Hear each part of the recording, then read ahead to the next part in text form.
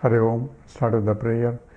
Om Samasta Jana Kalyane Niratam Karunamayam Namami Chinmayam Devam Sadgurum Brahma Vidvaram Vasudeva Sutam Devam Kamsachanura Mardanam Devaki Paramanandam Krishnam Vande Jagadgurum Tvameva Mata Cha Pitatvameva Tvameva Bandhusya Sakhatvameva Tvameva Vidya Dravidam Tvameva Tvameva Sarvam Amadeva Deva Tvameva Sarvam Gurudeva Deva.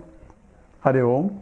We are doing the Vedanta Sangraha of Ramaraya Kavi, and we are the 4th chapter, and here is talking about Adhyaropa Apavada. So Adhyasa is introduced before. This is a superimposition and negation of the superimposition in order to discover the underlying substantive, which is the adhara that supports the superimposition. So for that, how do you remove the superimposed? It's not by any process, because the superimposition is occurring due to ajnanam, due to not knowing, similar to the Rajju Sarpam. So the Rajju Sarpam example, that means the rope snake, is brought in to show that what is there is only rope, but I am seeing a snake, and snake is adhishtanam, the adhyasa, a superimposed on rope. It's not that there is a rope and then on top of it there is a snake. Superimposition means instead of rope, I am seeing snake, what is not there. So I am something other than what is there, and something is coming from because of my previous samskara. So all these things are involved and have been treated in a condensed way before. So when I am projecting a snake, not an elephant or something, because there is a sadrusyam. Sadrusyam is the similarity of the rope and the snake.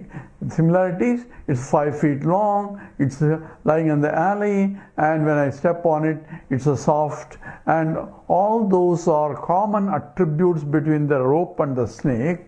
And those attributes are not sufficient enough for me to distinguish whether it's a rope or a snake, and therefore I am projecting based on my previous samskara that those attributes can belong to the snake also. Therefore I am projecting that. So now same thing is used as an example to illustrate the adhyasa, superimposition of the whole creation. So it starts with, in order to explain the superimposition, the adhyasa, superimpose on what? On the adhishtanam, on the support. That means what is support? Just as the rope is supporting the snake, the Brahman is supporting, because there cannot be anything other than Brahman, because Brahman being infinite, there is always Brahman anywhere, everywhere, and therefore anything that is to be superimposed has to be superimposed Brahman.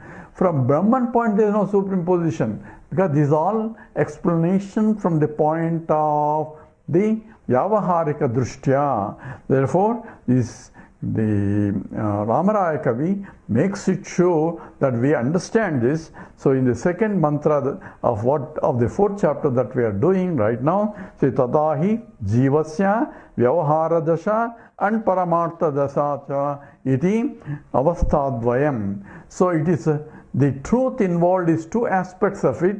One is the absolute truth, that is the Brahman, where it is one without a second. It is of the nature of pure Satchidanandam. But since I am seeing something other than what it is, just as I am seeing a snake other than what it is there, which is a rope, same way I am superimposing as though, quote unquote, on top of Brahman, the world of plurality. Why? That is what I am experiencing right now. So from the point of Brahman, there is no world. From the point of Jiva, there is a world, there is no Brahman even, because I cannot see Brahman. So what is not, just as when I am seeing a snake, there is no rope there. If there is rope there, I don't see snake. Because I don't see rope, and I am projecting something other than what is there, is what is called adhyasa or superimposition. Same way, I don't know Brahman or I don't see Brahman. I cannot see Brahman because Brahman is infinite. Because I am Brahman, I do not recognize that it is I am Brahman or Brahman is everywhere. Not knowing it, I am projecting, because of the ignorance of the adhishtanam, I am projecting something different. So what is the common factors for me to project? Just as when I am projecting a snake, there are some common attributes. One is the world exists. So therefore, existence aspect is common across the board. And second aspect is also the Brahman is conscious entity, but I see some conscious entities in the world. So there is some aspect, although I don't see completely the whole universe as a consciousness, only the conscious beings are there that I can recognize as I am a conscious entity, and I feel everybody else or all living beings are somewhat conscious entities. That's my conclusion, and therefore I have some commonality, just as the snake and the rope has commonalities. So existence is one aspect, or the fundamental aspect for me to project this the world. And what is my samskara? In the case of the projection of the snake on the rope, there is a similarity and previous samskara is there. So what am I projecting based on my previous samskaras? That's what essentially the prarabdha, the sanchita karma, all those becomes a vehicle for me to project it. And that to explain this clearly, the nature has provided a dream example where I am projecting a dream world based on my samskara. My dreams are different from your dreams, and his dreams are dreams, and so on. And what I dream depending upon my samskara, that is my vasanas. What are those vasanas? The suppressions and oppressions of the waking state, I project it in the dream world. So that is my vasanas. Same way, whatever the world that I am projecting in the waking state depends on my vasanas, and what is the world that you are projecting depends on your vasanas. So samishti vasanas of all beings put together is the cause for the projection of that transactional vyavahara. That's what dasha. Jiva vyavaharasya dasha. Tatahi. That's what the chapter's second paragraph starts. And jivasya vyavahara dasha paramartha dasha cha iti avastattvayam. Tatra paramartha dasayam brahma atiriktam kimapi nasti. So Brahman alone was there from the paramarthik point, paramarthika point, that is absolute reality, and that's what is the truth is. Everything is what is the truth. People will say God is truth and truth is God. This is how, if you go to Theosophical Society, you will find a big board there. So what is God? God is truth. Okay, what is truth? Truth is God. It's a circular definition. You didn't know what is God before, now you don't know truth also. Because truth is God and God is truth. So what is truth is defined in Vedanta very clearly. Trikala abhaditam satyam. That which remains the same in all three periods of time alone is the truth. If it keeps changing, then it's untruth. So if I say something and I change next time, say, hey, you are lying, you told me something else before. So I keep changing, that means it's not true. Same way, the world is continuously changing. That's what is Jagat means. Jayate, Gacchate, iti Jagat. So when continuously changing, it's not truth. At the same time, as you will see, it's not untrue either, because I'm experiencing it. Since untruth cannot be experienced, just as Vanjaputraha. So Vanjaputraha is logical contradiction, because it's a son of a barren woman. So you cannot say I am seeing son of barren woman. So it's a logically impossible. And that kind is asat. That cannot be, there is no locus for the existence of a son of a barren woman by definition. Same way, non-existent things cannot be experienced. The world is experience. That's called Vyavahara. At the same time, world is not real. That's why Advaita says it's Sadasat Vilakshanam, and that's what definition of Maya and Mithya also, and that's what is going to come up with here. So we are doing this the second paragraph. Tatra Paramartha Dasayam Brahma Atiriktam Kimapi Nasti. There is no other thing other than Brahman. Therefore, why? Because Brahman being infinite, there cannot be anything other than Brahman. So therefore, that statement is absolutely right. Sushupti Mruti Murchadina Matraiva Antarbhavaha. So we discussed the deep sleep state, or the death, or the coma, and the etc. are all where there is no projection there, only absence of everything, and that there is no time concept and space concept. In that sense, it is similar to Brahman. So that you get experience of Advaita in all the three states, and that's what he says. Antarbhavaha. Vyavahara Dashayam Sarvam Asti. In the transactional reality, everything is there that you see, feel, touch. All the five sense organs are there in the transactional world. Swapna Jagarayopi Ataiva Antarbhavaha. And the waking world and the dream world are part of this, is a projected where all things are there along with you. So you are different. Desakala Vastu Parichinnatvam is there. That means I am located by space-wise, time-wise, and object-wise. Object-wise means I am not you, I am not he, I am not carpet, I am not tree. Oh, that is called the Vastu Parichinnam. So I am limited by being I am and not that. And that's what is the limitations. And space limitations, I am only here, not there. And time limitations, there is a date of birth and a dashing to the other end. So if that which is born has to die. And that says Jatasya Dhruvo Mritsyuhu. And Dhruvanjanma Mritasya, Krishna says in the second chapter.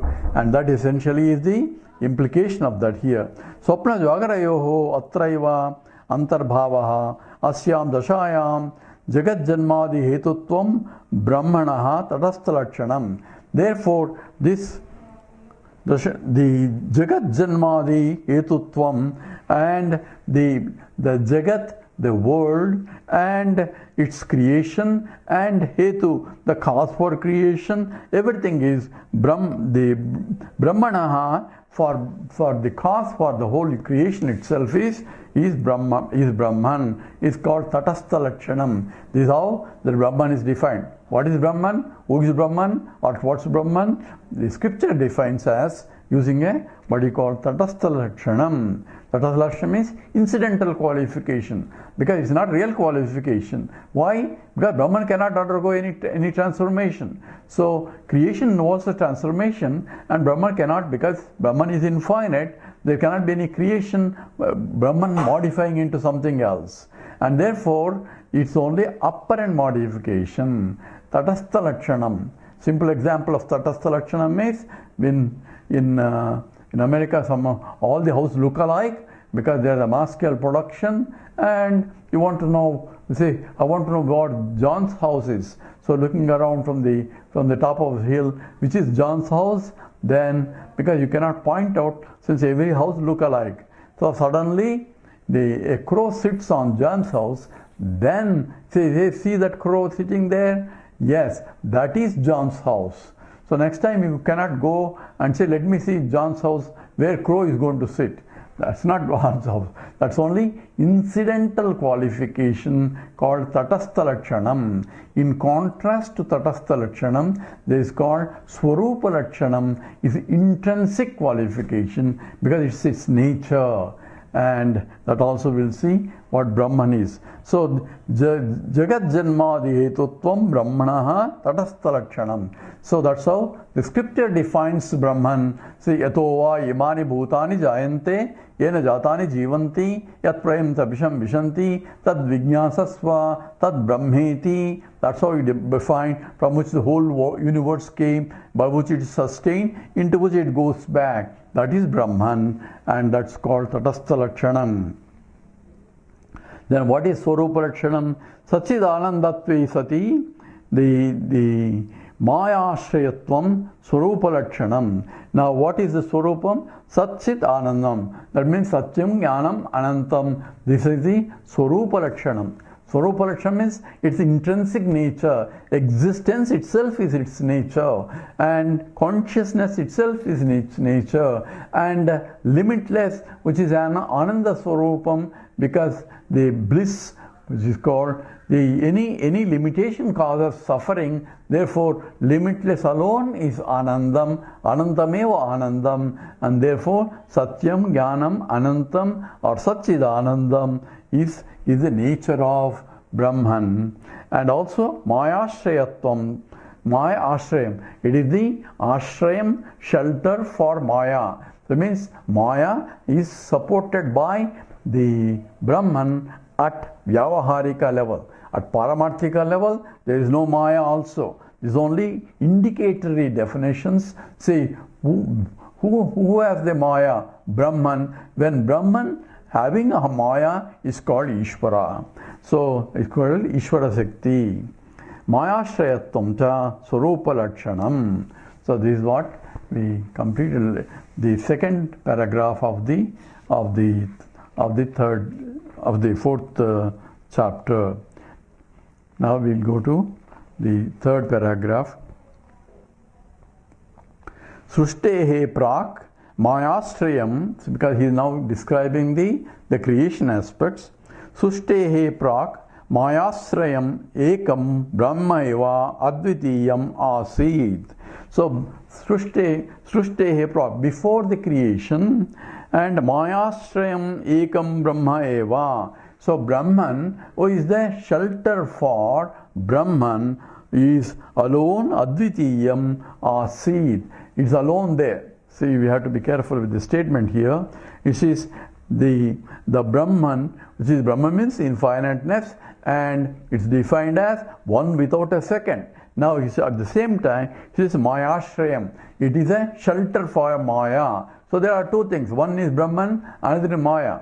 They are not really two things. It is Maya itself, means Ya Ma Sa Maya, which is not really there but appears to be there. So appearance can be not a real, therefore Brahman alone is real. So from the Brahman point there is no Maya also. Only from the Vyavaharika Drishti, Brahman is alone, was there before creation as with a Maya. So Maya cannot have any beginning, as you will see here. So Mayashrayam ekam Brahma eva advitiyam asid. What was there before? Before means before creation. What was there? Is a Maya, is a Brahman. Brahman alone was there. So we have to be careful. What's ekam? This is a prak. Prak means before. Before is a question of time, but time is also not there. It's only a methodology for teaching sake. It is said that before creation. So this is coming from the scripture itself, because some more scriptures, what was there before creation? So that's what the question of Big Bang theory. What was there before Big Bang? You think science can answer? No. It says we cannot question that. Why? Because before is also concept of time. Time starts with the Big Bang only. They can only talk about after microseconds or picoseconds after the bang, not before. So what was there before? Where did the matter come? All those questions are invalid even from the science point before the Big Bang, because what they call it in the mathematically, it's called mathematical singularity. Singularity means we don't know. That's what it implies. So you cannot ask that question also. And suddenly Big Bang, and how did it bang, and where did it bang, what are the laws of governing bang, where was the space, and how, when was, all those things cannot be answered what was there before. So here it says Prak is only the purpose of teaching. See, if you want, this is, that itself is beginningless, yet we say before any creation, what was there is Brahman alone with a Maya. That's what the Maya means, a power was there. And this is explained in the Chandogya, in many scriptures, but in Upanishad. But in Chandogya, it starts with Sat. In the other Upanishad, it starts with Chit. And in a third one, Atma, it starts. And from in the fourth, it becomes from the Sat Chit, Ananda also as a starting point, depending upon from what reference it is being looked at. So here, Sushte Prak Mayashrayam Ekam Brahmaiva Advitiyam Asit. Sacha Maya Brahmani Adhyastaiva Vyavaharikatvat Vyavaharasya cha Adhyasa Karyatvat. So here is clarifying here. Sa Maya, that means that Maya is Stri Lingam. So Sa Maya. So Brahmani, on Brahman, Adhyastaiva, it is also superimposed on Brahman, and it's only from the point of Vyavaharikatvat. Only empirically we say there was a Maya, it is superimposed on Brahman, and that is the cause for creation. Because we want to know how did the world create? Because actually there is no creation from the Brahman point. So, but how, if I don't know creation, why am I seeing it? So to satisfy initially the one who is in the ignorant state, he has to be taken, and that's called Adhyasa and the Apavada. Later, it will be rejected later, there is no creation even. So, how am I creating? How am I seeing? That's only you are seeing it, but there is no real creation. That comes later as one grows up in thinking and understanding what is Adhyasa means. So, Shankara therefore talks about Adhyasa first before he makes a commentary on the Brahma Sutra, and that's called Adhyasa Bhashyam.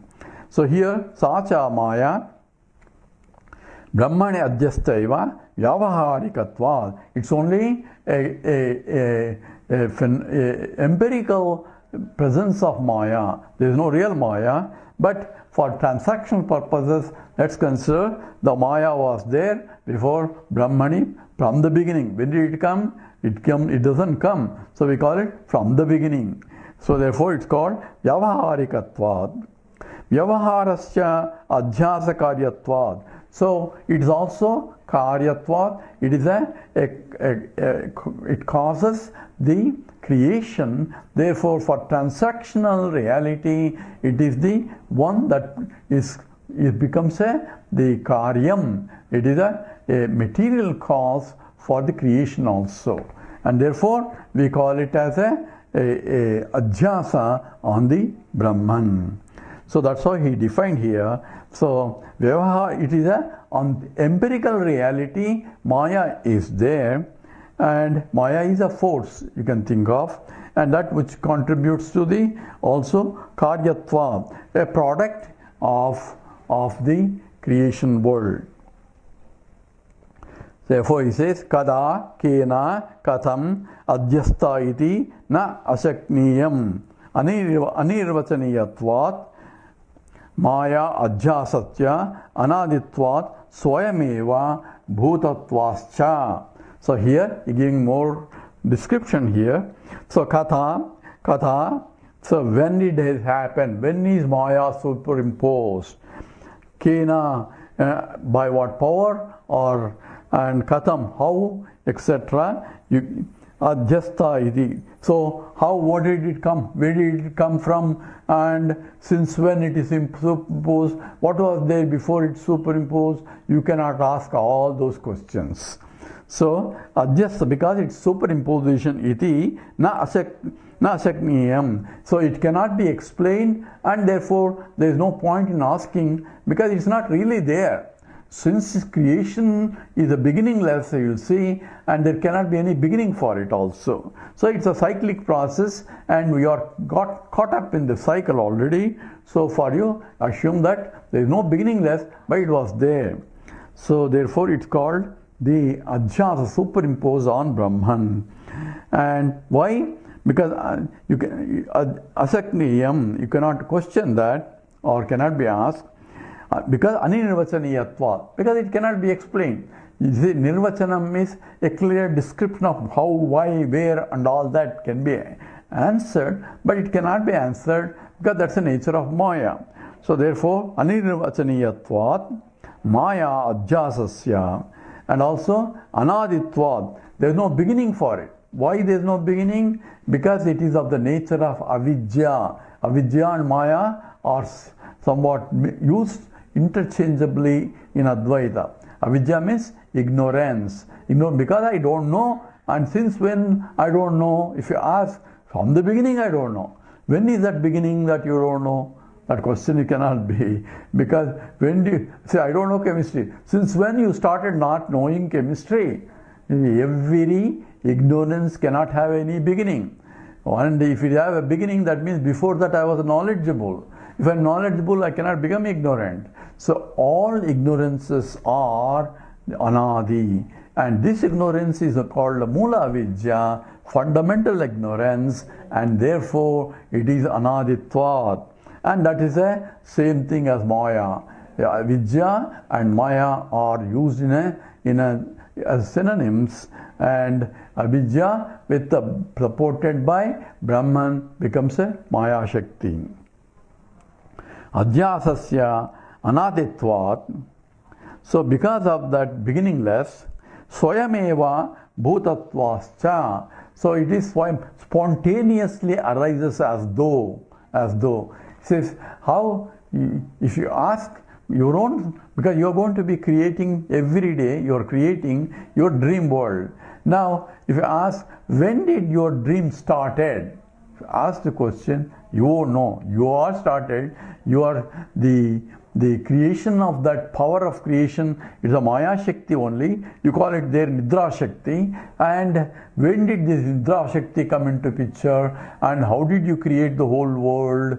All that cannot be answered. A dreamer doesn't know when it starts a dream, because he enters as though into the dream world and finds himself in the dream world.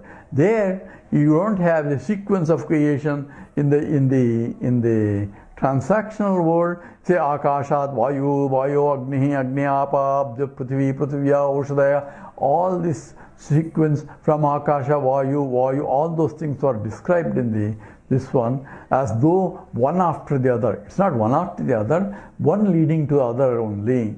But it's not a process of sequence as though it is described as a sequence.